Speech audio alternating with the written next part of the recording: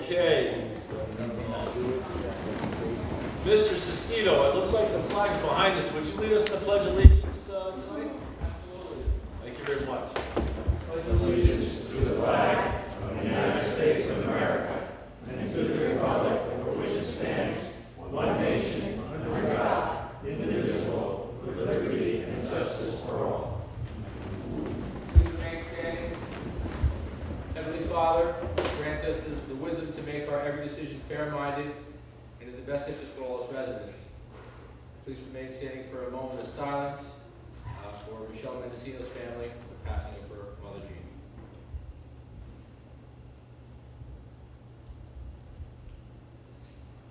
Thank you. Okay, hold on. Call the roll. The meeting for September 16, 2015 is now called for Ahnehman, Nardi, Here. Villanova, Here. Carvin. Here. And Mr. Yoris is traveling on business. It's good to be here with us tonight.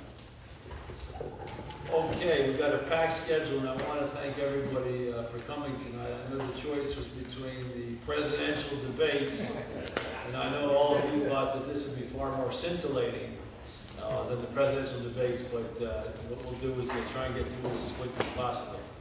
The first item on our agenda gives me great pleasure.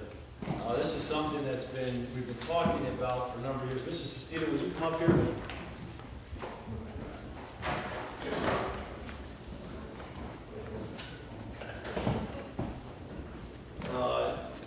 As Mr. the Town Attorney knows, it's once every other meeting where I let loose and rail against corporations that are what I call stealing money from our school children by coming in at 10% of value and making town assessor Knauer's life far more difficult. Really, in my view, not being good community citizens.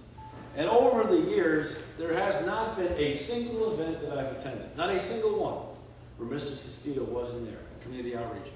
In the day championing TD Bank, but really it was thanks to Mr. Sestito's diligent community outreach that brought our community together. Every time I saw him over the course of 8 years, I said, Mr. Sestito, we've got to honor your efforts and the corporate efforts of TD Bank. Why? Because we've got to congratulate the good corporate citizens and from time to time complain about the less good corporate citizens.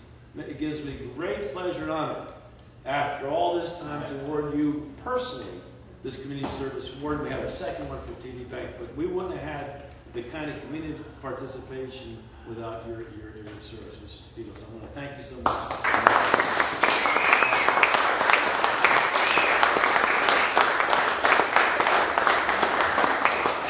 I'm humble, and you know, I live in Rye Brook, so when I came on board with TD Bank, one of the first initiatives I did was to get involved with the community and help out as much as I can. And TD Bank, great institution, they have a foundation, and they just kind of let me do what I wanted to do, which was contribute a lot to the community, building nonprofits and all the sponsorships. So it turned out very well, made a lot of friends. I just recently retired, made a lot of friends. I still get involved with a lot of the groups, I'm still part of the group. So as long as I'm up here, I'm still going to stay involved. So if you need anything, I'm always around. You know, I just retired, so I have plenty of time. Fantastic. And I can't thank you. I'm so glad we finally got that.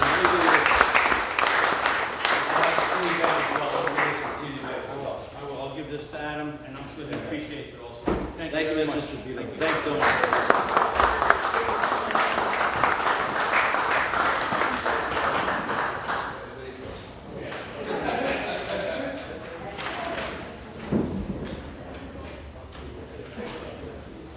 Okay, the second item on our agenda is going to be a presentation from Audit Kirby, an update on the Audit Bridge. Thanks again, Pat. Thanks very much.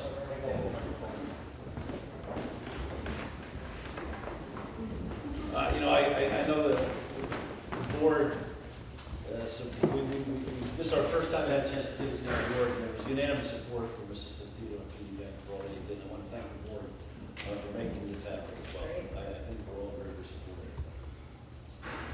Okay. Good evening, ladies and gentlemen. My name is John Giancola. I'm Vice President and General Manager of Ahnehman Kirby LLC.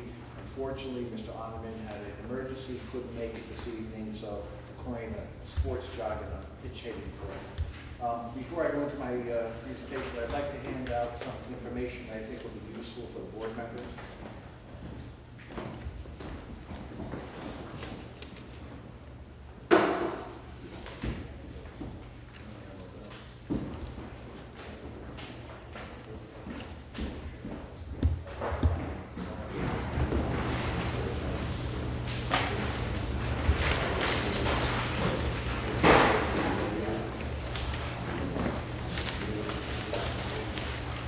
I'll explain these.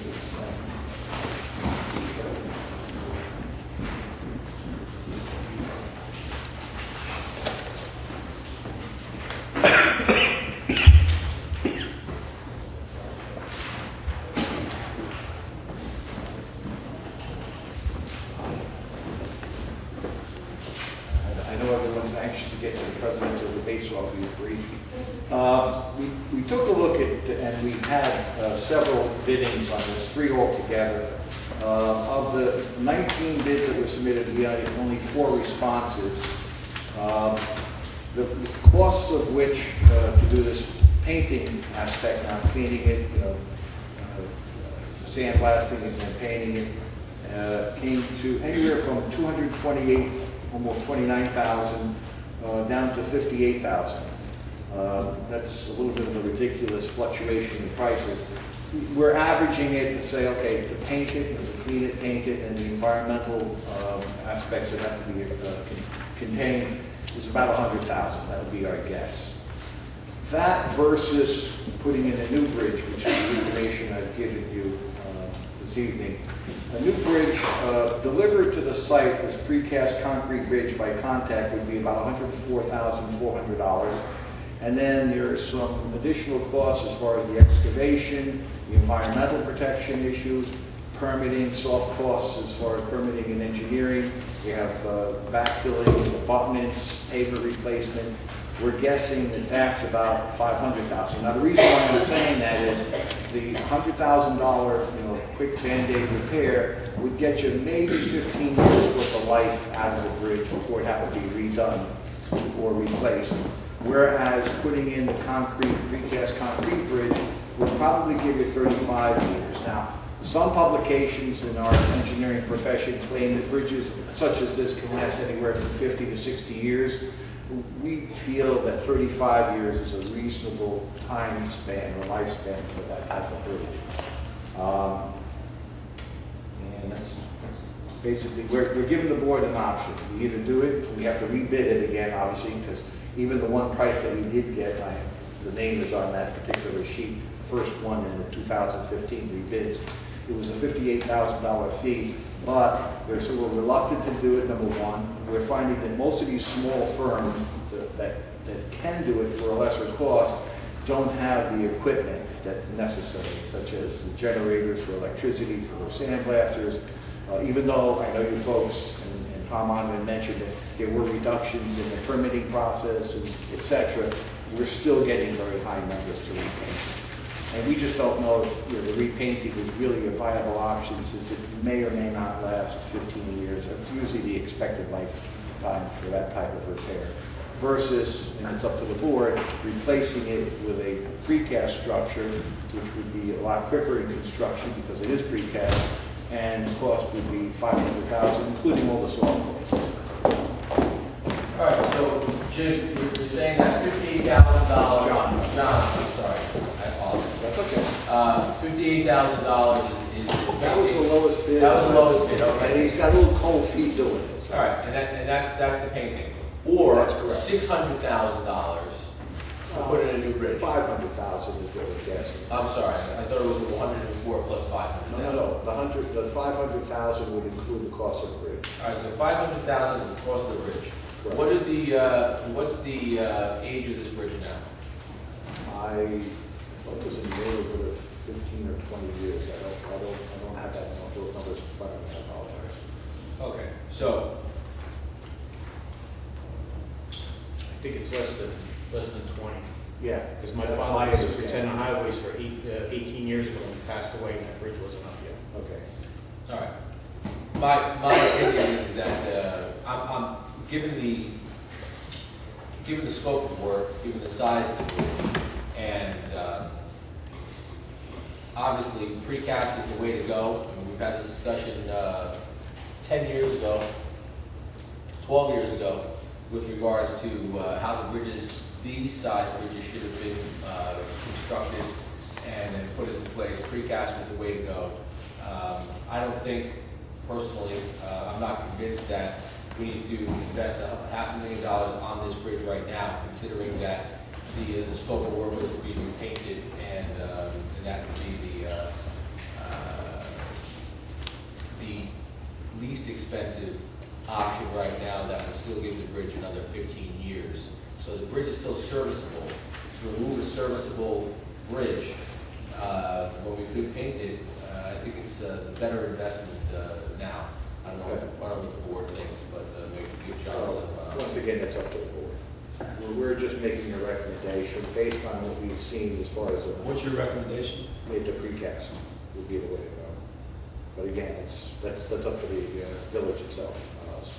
And what about the maintenance of the precast? What's going to be, we're going to have the same problems with that too? I don't have a handle on all requirements on the precast, but they're not as extensive as the steel bridge that's there now. Steel bridge obviously needs more maintenance than a concrete bridge would. What about all the utilities, that's included in the 500,000?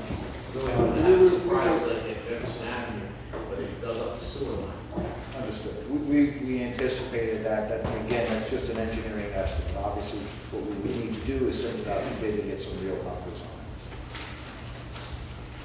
Well, I'm with Deputy Supervisor Villanova. If we can spend $58,000 and prolong the life of the bridge for 15 years, why would we pay $500,000 today for what, 35 years? 35 could last 50, but I can't guarantee. But why, you know, I definitely guarantee. the technology, the way it's going, and advances in construction and all that, you would have thought 15 years from now, or 10, 15 years from now. And Otter Creek, was this the bridge that was built for $750,000, or repaired for $750,000?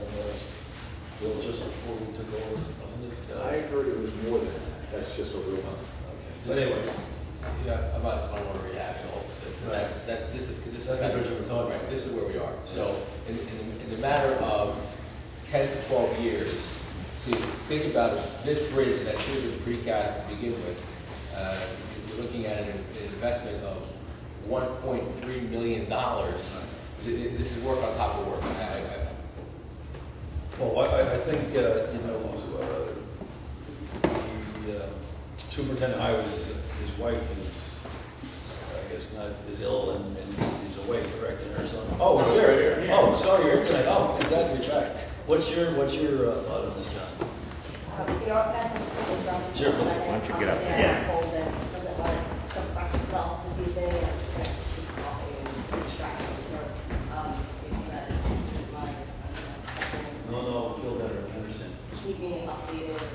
Absolutely. Okay, thank you so much. Thanks for coming by. I'm sorry. I'm very sorry to do this, but I know. I also don't want to keep distracted. Well, we're secretly going back to watch the debate. I know that. That's You want to see how Chris Christie does tonight, right? true. Thanks. See you, John. Yes, sir.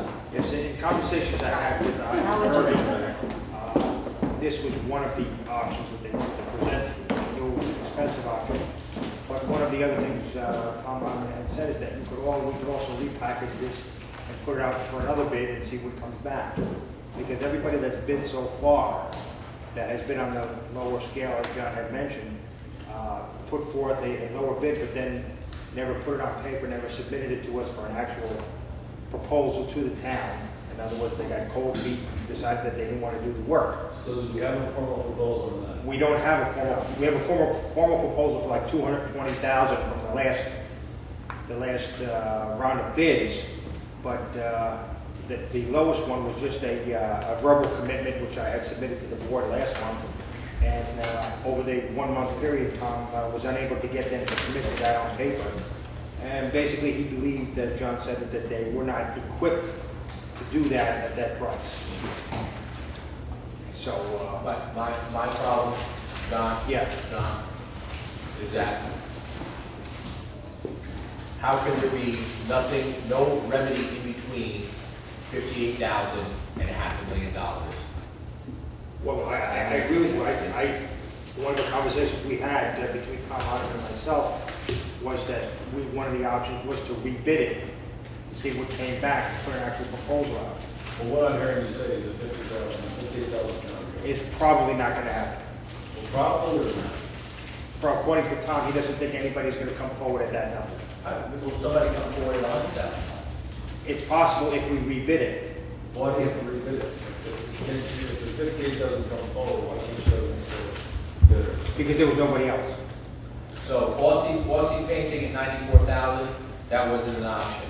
Tom White at 114,000. I'm confused too. I thought. Well, these were companies we could go back to, or he suggested rebidding it.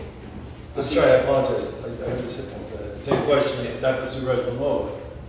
It looks like we have a bid at $94,000, don't we? Yeah, And the second, another bid at from a while ago, if I'm $114,000. not mistaken. Yeah, that was, I think, 2014. It was 2013, 14. These are older bids that we declined when you initially came in. Yeah, 2015, we only had 2 bidders. I know there were more than that notified. I don't have the list. I would feel comfortable, Mr. Supervisor, if we can have the superintendent of highways reach out to these bidders, get an updated number from them, and get moving on this. We've done it again. We're going into the winter months. Yeah. And I could agree more minutes, Mr. Demani. Yeah, I just wanted to bring up the fact that the bridge does get inspected. It has not been flagged for any dangers. And I wanted to remind the board, this was the result of the wing wall work that we were doing. And it was noticed that the bridge had some cosmetic rusting underneath it. It is entirely possible that that bridge could be operated in a very safe environment for the next 5 to 10 years before it becomes a condition that needs to be replaced. I really think the engineers should be evaluating that bridge before we talk about replacement. But isn't that what we've been doing for a year and a half, is evaluating the bridge? Didn't we have someone go there and evaluate this bridge before we're coming back with estimates? Yeah, what we did a survey of the bridge, and the bridge is serviceable, and the recommendation was to do the restoration and painting of the bridge to add another 15 years to the life of the bridge. That was their original recommendation. Good.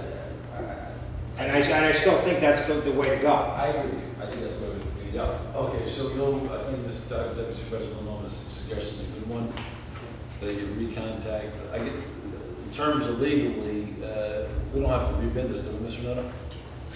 Well, it depends. I mean, are we rejecting the bid, or are we going to Well, rely? the vendors refusing to, as I understand it, well, Originally, the bids were not accepted, and then we put out. no, hold on, sorry, I Oh, apologize. sorry. The latest vendor at $58,000, you're telling me now is probably gonna walk away, correct? That's correct. Okay, so, well, first of all, we need to confirm that, we need to get that confirmed. Okay. And the second bid in 2015 was for how much? We didn't get a response on that. The 3 bids that they have is from 2014. Correct. Yeah. Okay, so they're a I year thought you old. said there was 2 bids in 2015. All right. Yeah. So I think because of the time period involved, you have to be there. I don't see. Yeah, I don't see you have a choice. It's too much time has lapsed, and you don't even have a vendor at this point, so you have to rebid it. So you All right, got and what, okay, so there is, I'm sorry, did the $58,000 vendor, when was that, when did he come forward with that proposal? It was this year, I couldn't tell you. That was, if I'm not mistaken, that was about 30 to 60 days ago. He had a conversation with Tom Ahnehman, and he put those numbers forward, and Tom gave those numbers to me, and I presented them to the board. But then he went to him and said, okay, the board is very interested. Can you put this in a formal proposal? And basically, he walked away from it. All right, so we make absolutely certain that this vendor has walked away.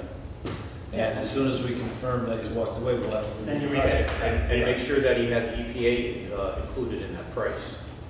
What's the EPA? Yeah, the environmental, with everything was included in that price. Yeah. I had it broken down. If you look at, I think, I sent an email to you last month with a breakdown. There was 3 phases. Yeah. And one of them was the environmental phase.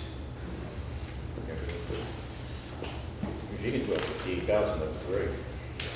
All right, so I think we're clear, right? If this guy's gonna do it, great, and if he's not, then we need to rebid the project. Yeah. Okay, understood. Excellent. All right, thank you very much. Thanks, John. Thank you. Thanks, John and John. Mr. Harkin, first of all, thank you so much. We were supposed to be last night. Thanks. Now we're on tonight. Thank you so much for coming. I'll speak to you Some of guys you may not tomorrow know who you at are the from home. You want to kind of let Mr. Harkin, you want to just sort of tell people where you're from? Sure, my name is Pete Oh, Parker. guys. John, you're in front of the I apologize.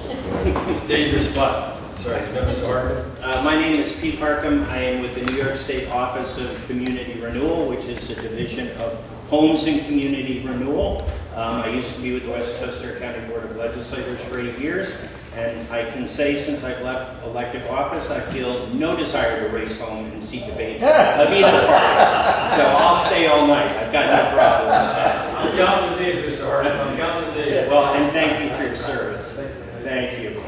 I have, the reason I'm here, I've been working with Greg and Bishop extensively, discussing this park and this building. We're rolling out CDBG, and Greg asked me to come and just talk very briefly about CDBG in general and what we're doing in New York. I've left you some information. It's you know, that's normally a 1-hour PowerPoint, so I'm not going to go through that. But I've left it for everybody to read, and if you have questions, I'll leave some cards. A couple of things that Greg wanted me to touch on was, you know, how the state came to administer what used to be a county program, who are eligible applicants, eligible projects, what our timetable is, and why the program is interested in 88 types of projects. CDBG goes back to 1974 with the Community Development and Investment Act based on the Fair Housing Act. And there are essentially a couple of national objectives that still drive the program today. To end slum and blight, to improve the nation's housing stock, particularly for low and moderate income persons, and create economic opportunity for persons of low and moderate income. And that still pretty much drives everything. Each program has a slightly different feel to it and may emphasize different things. But the things really to remember are the low mod, which really drives it. In Westchester, we are what's called an uncapped area because HUD recognizes that it's more expensive to live here. So it's a, what are the exact figures? 84,000 is 80% of the area median income. So it's 105.7 is Westchester's median income. So those are the ballpark figures. So any project needs to 51% of the beneficiaries need to be persons of lower moderate income. You can do that a couple of ways. You can determine it by census block. You can determine it by income survey, or there are presumed benefit classes, the disabled, seniors, to name a few. So how we got here today, as you know, the county always administered, it was the entitlement or the consortium, and there was the logjam with the housing settlement. We as an agency are agnostic on the settlement. We're just here to administer a grant program and work with municipalities one-on-one. But what happened was there was this logjam. Westchester lost 2 years of HUD funding. It was misdirected. There were negotiations at the state and federal level, and HUD agreed to allow the state to administer CDBG for Westchester. So for this year, we have $4.1 million for Westchester exclusive. The state's experience goes back to 2000. It's been administering a statewide CDBG program for about 1,200 potential applicants or municipalities. So the state has great experience with this. And then the thought would be next year, rolling forward, Westchester communities would just become part of that portfolio and that entitlement. So the bad news is you'd be competing amongst more municipalities. The good news is there's much more money. There's 40 million minus Westchester this year. So you put in another, the 4 or 5 million for Westchester. Figure next year if Congress appropriates the same amount, there'll be $45 million to compete for. Westchester, the state does things a little differently than the county did. The county does not fund nonprofits directly. It only works with local units of government. And by local unit of government, that's any city, town, or village up to 50,000. So it's basically everyone in Westchester but the big four, White Plains, Yonkers, Mount Vernon, and New Rochelle. So all of the smaller cities and towns are eligible. If there's a project that would be suited for a not-for-profit, for instance, affordable housing, that type of stuff, those activities, they could be what's called a sub-recipient. But the deal is actually done with the municipality. That's one difference. And the other is that social service activities are not funded. When the state started the program in 2000, it realized that there wasn't enough money to be augmenting salaries of nonprofits, as worthy as that was, and I know the county did that. The state chose not to do that. So it's basically bricks and mortar and economic development. The bricks and mortar are public facilities, things like senior centers, firehouses, buildings such as this that we're talking about. Public infrastructure would be water and sewer and housing, affordable housing, either renovation, energy efficiency, home ownership opportunities, or sewage, septic, those types of things. The further north we get, the more we rely on septic, and certainly the further upstate, that's a big issue. The other is economic development. That's an activity that the county never had in its consortium. We haven't had enough time to really roll it out. We're hoping next year, but there's some really exciting possibilities there for municipalities to work with their business communities to help businesses expand and create jobs. So that's on the docket for this application round, but because there's such a big learning curve, we're expecting mostly to do much more serious education around that for the next cycle. Can you tell me what that would look like? Yeah, it could be anything from helping a company buy equipment to expand, as long as the company and the municipality can pin that to job creation. There are a lot of activities. The other would be what are called micro enterprises, where if a municipality has a downtown that it's really trying to get jump started, and maybe an empty building or two, and you want to put a couple of small seed businesses in there, as long as the salaries of the jobs created are for persons of low-mod income, there can be some support to those types of activities. So there's some information there. I can get you more if you're interested. This is a short cycle because by the time we finally got the money, it was at the end of the summer. So we realize it's a short time. It's October 23rd is the deadline for application. And then next year, assuming everything goes as planned, and Westchester is part of the state consortium, you can apply to CDBG and other funds through the CFA, the Consolidated Funding App. That comes out usually in the spring sometime. My understanding is we're going to be applying for some money this cycle, correct? Greg? Yes. Yeah. So I just, Hold on a second, so what monies are we applying for? Well, but one of the, as Peter said, one of the items that we have the opportunity to apply for are to make our public facilities handicapped accessible. And the opportunity exists, I think, to help make the bathrooms here at the pavilion, as well as the playground handicapped accessible. And we were thinking in those terms. Bishop and I have talked about that, and Peter's been very helpful in that, If we want, given the small cycle time. very good. If we also, sorry, just Greg,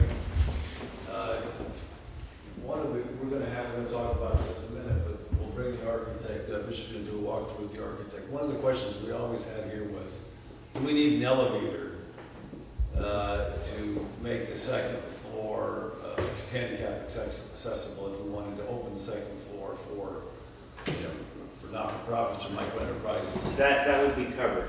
Anything pertaining to ADA compliance, whether it's an elevator, curb cuts, railings, bathrooms, appropriate walkways, anything that can be tied directly to ADA compliance is coverable.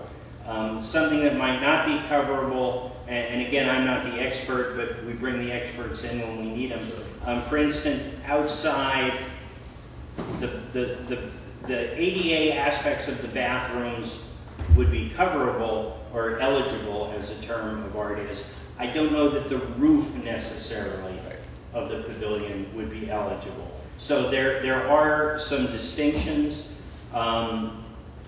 in terms of what is applicable and what is not applicable. Is there a cap in terms of the dollar? Cap is $400,000 for public facilities for one municipality. Per year? Per year. Yeah, you can come back every year. There are some, I wouldn't say there's some gotchas, but there's some things that, you just need to go through carefully. One of the things they look for is attempts at other sources of funding. We tried X, we tried Y, we tried Z. We're willing to kick in X, but if we don't get this money, the project's not going to happen. Those are the kind of things they want to see. You have to go through proper procurement procedures, environmental, SECRA and the national equivalent of SECRA. But it's all laid out in the application and program administration manual. I can email you that. I'll get that to you. Our team is available to work with you. We've already had a few conversations with Greg, but I've had them down here twice. We've had a bunch of meetings. We're doing conference calls all week. So we can walk you through any questions. We can walk you through the procedure. This is not in any way tied to the housing settlement. It's not like the old legacy program where, if you got money for a ball field, you had to build X number of units. As I said, we're agnostic on the settlement, but what I will say is, we administer this program for HUD, so we have to abide by their rules, and just the overall tone of this is that one of the things in the application, and actually it's always been there, it's just an affirmation that the municipality is doing its part to further fair housing. Well, yeah, I think the interesting thing there is, everybody knows, two communities that have suffered as a result of the impasse is Portchester and Aston. Yeah. And so this would be one indirect way to benefit Portchester residents that have been unfair, through no fault of their own, Right. disadvantaged. Right. So, that's it in from the kind of the 30,000 That's perfect. Thank foot you so level. much. And again, any Questions from the board? Okay, a couple quick questions. Yeah. So it's $400,000 per cycle, right. right? All right. And that's per cycle for municipality, not per project. Per category. Now, if you, for instance, wanted to apply in the housing category, if you had in addition to the park, say you had some affordable housing that needed energy retrofits, that would be a separate category, and you would be eligible for that. For 800,000. That is, under the housing category is 500,000. So it could be 500,000 plus 400,000. Okay. Oh, this is great, obviously. And now, we're currently speaking with the county team and working with them regarding the stormwater management program that they have behind the Westchester Middle School. And now, could we use these monies in addition to monies from the stormwater reconnaissance plan? Yes, stormwater management is an eligible activity. Oh, wow. But it's separate than this. Let me double check on that. Okay. Let me double check on that. I think it is separate because here we're talking about public utilities and there we're talking public infrastructure. I will double check on that. The other thing though is it goes back to the population that benefits. And I mean, I know what you're talking about. We all benefit from good stormwater management. But what CDBG wants to see is the region, you know, the area that I guess that's hardest hit and will be benefited from this. Sure. And are they predominantly, you know, 51% low mod income? Understood. So that's where you would need to really do an income survey. That will be, for that project, it qualifies directly. It will meet that criteria. Yeah, no, and I realize how bad the stormwater issues are, so. That's perfect. Other questions for Mr. Hartman? Let me write this down. And just Anybody else? Thank you. You're very welcome. Well, yes, Mr. Arcaro.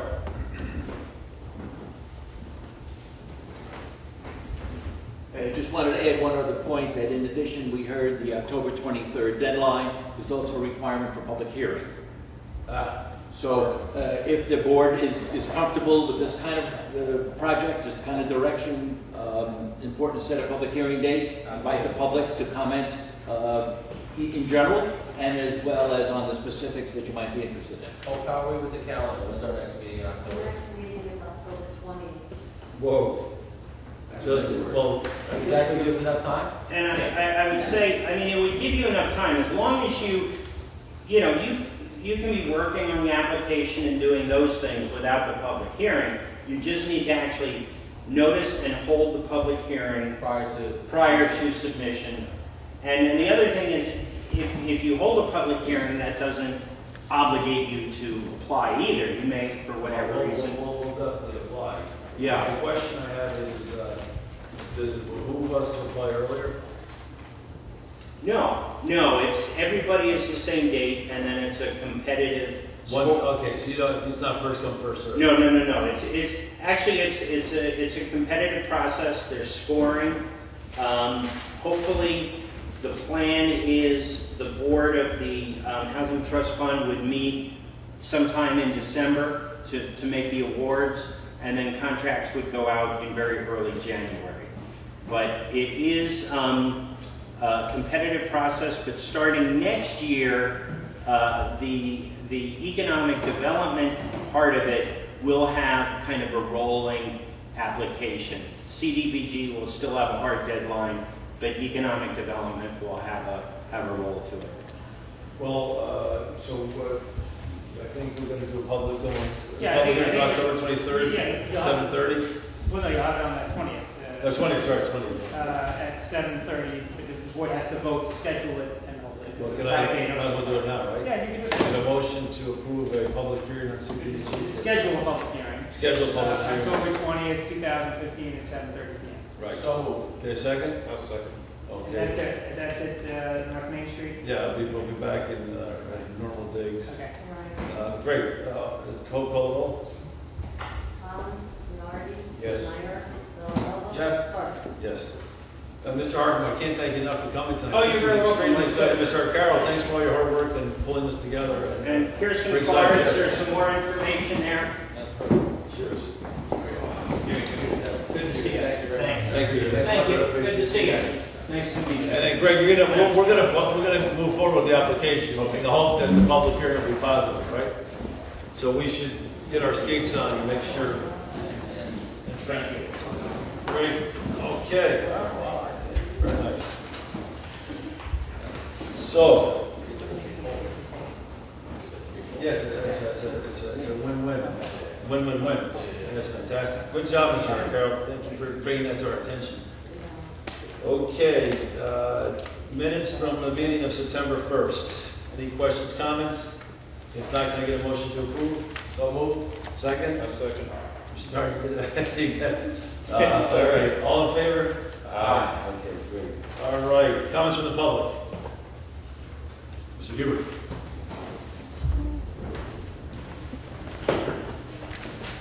Supervisor Carvin, members of the Wrightstown Board, Dick Hubert from Durrell Greens in Rybrook.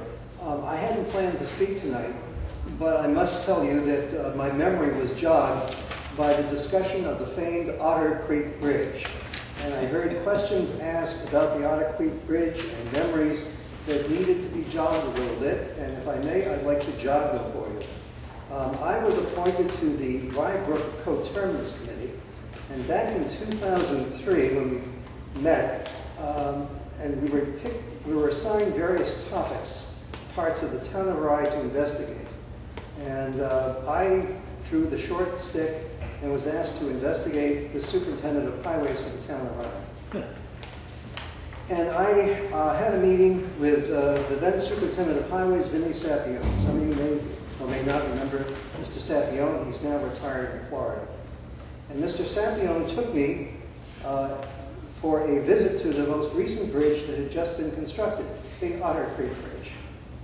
It had been constructed, Mr. Carvin, you'll appreciate this because I think you may have been in Europe at the time. It was a single bid contract.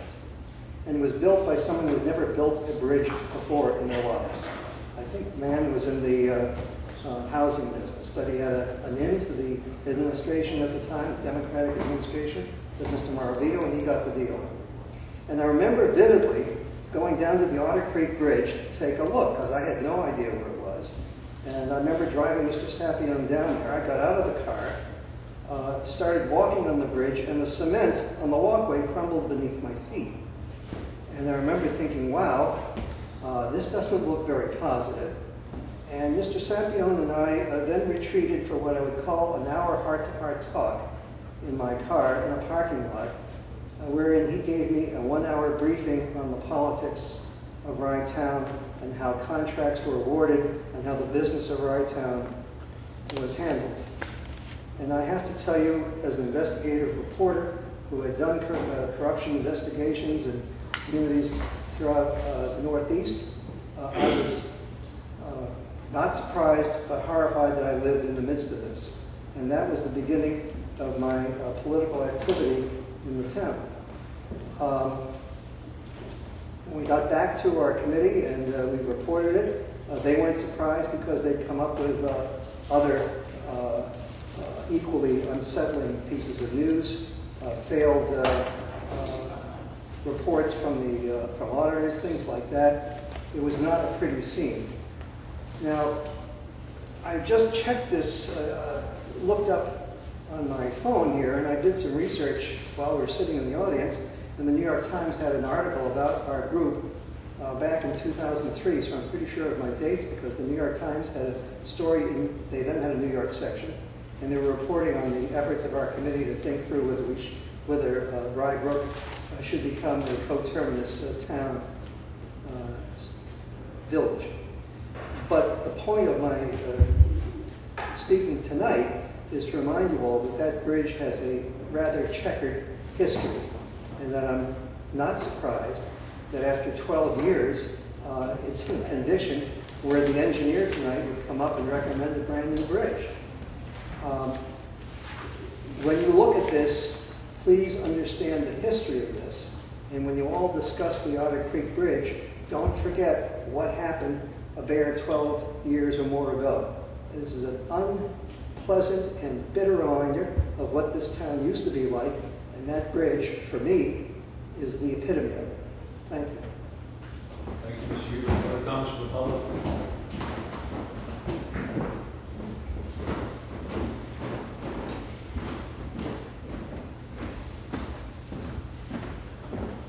Good evening. Dave Thomas, 420 Elm Street.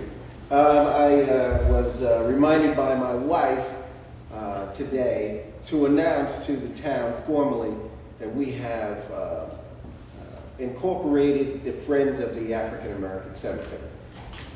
Finally, thank you. It's been a long time coming, but we do have New York State not-for-profit status. We are seeking funding for our 501c3. So if any of you attorneys out there would like to do some good work for us, please stop by and let me know. We have a Facebook page, a GoFundMe fundraising site. So look for us out there. We plan to do more work. Don't forget, we will have another ceremony on Veterans Day, as we always do every year. And we hope to see everybody out there. I want to thank the town and Greg Arcaro and everyone else who supported us in the past in this step forward. So, Mr. Thomas, before you leave, perhaps you could briefly describe what you found and all the highlights of the fantastic work you've done there. There's several years. Briefly, I don't think that's give me the 1 minute version. The 1 minute? Well, you know, I'm actually going to be speaking to Carol Ubosi, who is a descendant from the cemetery. We're meeting tomorrow night up in Hartwick to attend a lecture. And she has discovered at least 300 more letters from her descendants, her ancestors from the 1800s, the late 1800s. She's also had 6 large Bibles that she had never opened. And while I was down there on a visit, I opened and I found 3 more letters. So this is an ongoing thing. These are all original documents. They've never been seen before. And through my own research, I found out that there's very, very little known about free African Americans during that period.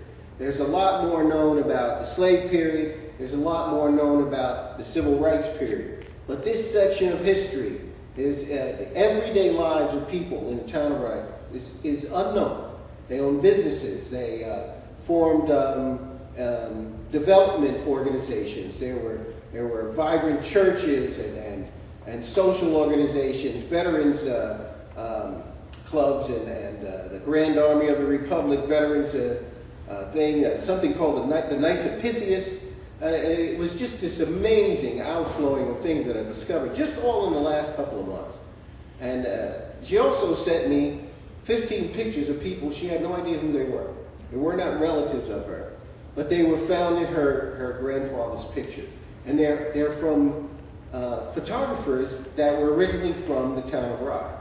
And one, I think his name was Damon, was actually the clerk for the village of Mamaroneck in 1905. So all of this information is just flooding on and coming back. I'm also attending a headstone and grave restoration seminar this Saturday up in New Paltz, New York, which should be very interesting and help me to sort of work out a master plan for restoring the cemetery. So that's the 1 minute. That's perfect. Listen, on behalf of the town, I want to thank you for all your hard work. You really brought the cemetery back completely. You really brought the cemetery to life in a way where these people's lives can be remembered in a way that honors them and the lives they led. So I can't thank you enough. No, well, my pleasure. Thank you. Other comments from the public? Mr. Zuckerman?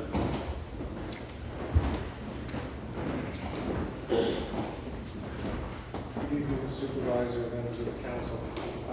2 small things. Going back to Otter Creek. Question, point of information. I was listening to the discussion, and the bids were very, very obviously widely varied. Were they all bidding on the same set of specifications, or were they just making proposals? Well, Mr. DiCrescenzo? My understanding is yes, sir. The original bids in 2014, there was a little bit more broader.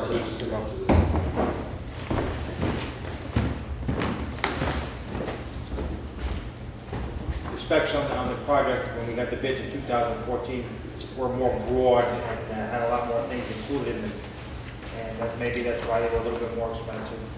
And Ahnehman Kirby sort of thinned it down tremendously, and then that's where we got the very lowest bid, or verbal proposal in this last discussion of the project. But they're, for the most part, the range from 98 to 220 were all on the same specifications. Just this last one, there was different specifications. Perfect, thank you. I was going to say that it's the EPA that has changed. This EPA specs for like the George Washington Bridge. Yeah. And then they condensed Yeah, it down. and he gave them less choices. He gave specific paints, specific procedures, so it was much more narrow. It seemed just so widely varied, I was wondering Sure. if they were doing that. The second thing is, I had submitted a FOIL request a number of weeks ago that I was informed was delayed. Do you know when that will be? It was supposed to be sent to you before tonight's meeting, so you wouldn't have to ask for Mailed it. out to you today. Mailed. Mail, no, you know it to them. Sorry, I apologize. I had instructed our team to get it to you before today, so you wouldn't have to ask for it this evening. We will email it to you first thing tomorrow morning. You'll email it? Yes. Yeah, absolutely. I will. Thank you. Sorry about that, I apologize. Thank you. Thank you. Any other questions, comments from the public? Okay. Yeah. Sorry again, I apologize, I should have. Okay. We did the public hearing? Yeah. So Town Justice Court audit year ending 2014. Who's that, you, Bishop? Yeah, I'll take it, that's fine.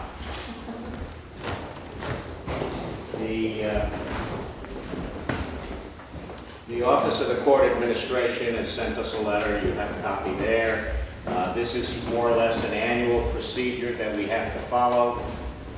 It had not been accomplished when the audits originally came in.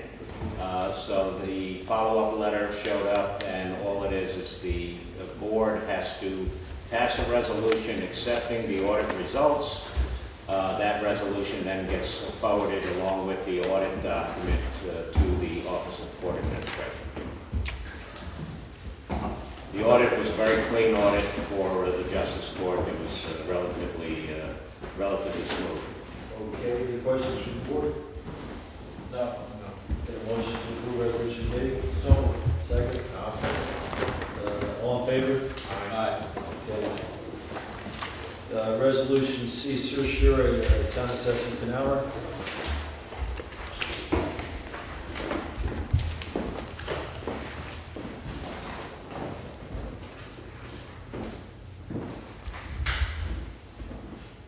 Want to take us through this? Sure. Supervisor and board members. Basically, this is a small settlement of the property at 200 Westchester Avenue. We're asking you to approve the agreed settlement. I don't know how much I can disclose in public, these details, but Well, you're recommending it and we modified the number slightly from 2008 to 2015. 2010, and then it's gone after that. yeah, it's the earlier years, 2000, Oh, the assessment drawings. years 2008, 9, and 10, there would be a reduction, and 11 through 15, there was, basically the case was withdrawn. That the opposition agreed that the assessment was equitable. And the good news is that the Village of Portchester refund would be under the $3,500 threshold, so their approval is not required in this case. Well, Mr. Noto, my understanding is there's 40, these are supposed to be dealt with in 40 years, is that correct? So if I have a 2008 cert file, then should that be dealt with by 2012? Yes. Okay. So what, But, well, the happening? judge doesn't always dismiss them, and some of these are carried over for years, and they just clean up the calendar. So, unless it's dismissed, it's still alive. How many of our certs, do you have any sense, Town Assessor Canara, how many of our certs are longer than 4 years old? at least half. Is that fair? Yeah, I'm thinking. I mean, there's certainly some that have carried for a while. That's my, yeah. And part of it is the plaintiff doesn't. Right, so here you have an example where the plaintiff then, you know, comes to us in 2015 and says, okay, I'll withdraw for the last 4 years if you give me a, you know, a deal on the first 4 years. Again, which always puts us in a little bit of a difficult position, but anyway. I won't go through my rant this evening. Since Mr. Sestito is here, we're looking at positive corporate communication. Any questions, further questions from the board? No, Paul, you support this? Yes, no, it's good. It's a good settlement. Okay, can I get a motion to approve resolution C? I'll make the motion. And a second? Second. All in favor? Aye. Okay, great. Thank you, Town Assessor Canara. Restoration of archival records, Mr. Nardi. Oh, Is that you? yes. So the books. I think for a minute. Archival records, those are books, yeah. Yes, I got for $1,800 to get those books restored. I can bring them, hope you brought them in, and I can bring them down to them tomorrow afternoon. For $1,800. $1,800. And this is basically what we're really investing in is the town's history. Yes. And it's really a relic for the town. The books date back from the 1800s. Right. We've discussed in the past, we're very supportive of this. It was the least expensive that I could do because 1,800 is better enough for everybody to come in at. yeah, well, there was one company that wanted $600 per book, but I sent them emails with pictures of the books, and he says, well, roughly 600, but it might cost you more. I won't know until I see them. And I was like, you know, so I found a place in New Rochelle. I brought the books to him. He's seen them, and he quoted me $18 for all the books. Beautiful. Can I get a motion to approve? Thank you so much for your hard work on that. So you're gonna, it's Clerk Trustee, you supported for this expenditure? It's a budgeted item, and it's gonna take 6 to 8 weeks to have the books done because he needs to do all of them at the same time. Well, I want to see them when they come in. I want to see them before they. Yeah. Want to see how they are before they go? Bring them to our Christmas party. Very good. I'll make a motion. Holiday party. This is what they look like now. They're all coming apart. Get that on the camera, that it's a receipt of before and after. Yeah. They're all, Wow. you know, like this here. This is what this is. It's up on the top. It's up on the top. On your left side. Yeah, right, here's this. Yeah.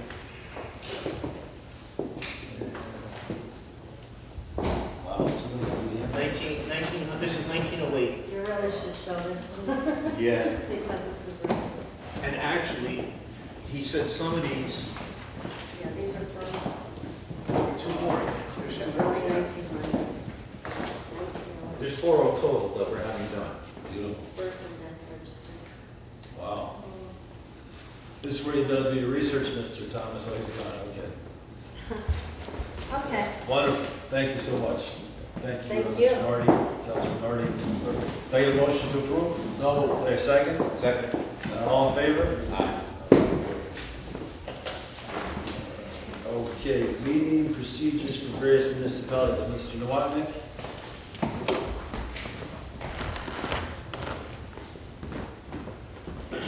This is just I'll call it a progress point in the process.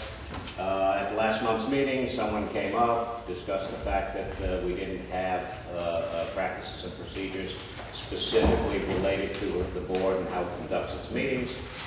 So the board asked that I go out and get samples, etc., and begin the process of evaluating whether the board would like to establish a process and procedure. I just want to, point of reference, we've had this discussion a handful of years ago, and Hope, if you could look it up, I'm pretty confident that this board approved that in the absence of having a specific procedure, that we adopted Robert's rules to run our meetings. We did learn from the beginning of the year. So, while I respect someone's question whether or not we have procedures, we've adopted Robert's rules. And Robert's rules and procedures govern our meetings in the way that we. Well, I'm glad, so it's actually two things. I think when the question, to be fair, when this question was asked last time, the first thing